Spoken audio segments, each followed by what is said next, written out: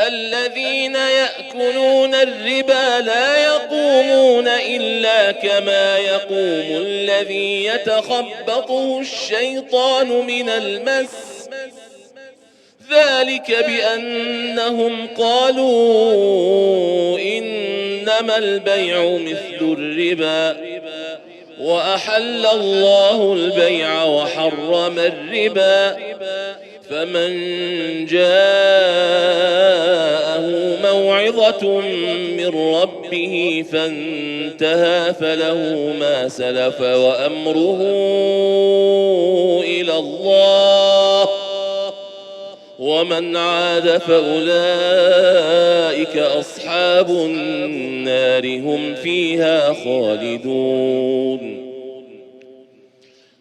يمحق الله الربا ويربي الصدقات، والله لا يحب كل كفار أثيم. إن الذين آمنوا وعملوا الصالحات وأقاموا الصلاة وآتوا الزكاة لهم أجرهم عند ربهم ولا خوف عليهم ولا هم يحزنون. يا أيها الذين آمنوا اتقوا الله وذروا ما بقي من الربا إن كنتم مؤمنين،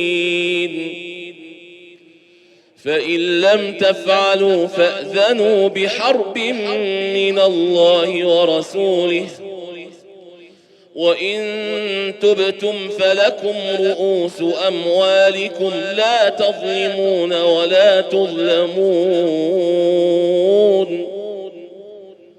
وإن كان ذو عسرة فنظرة إلى ميسرة، وأن تصدقوا خير لكم إن كنتم تعلمون.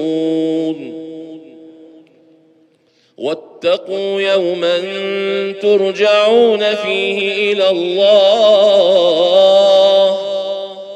ثم توفى كل نفس ما كسبت وهم لا يظلمون.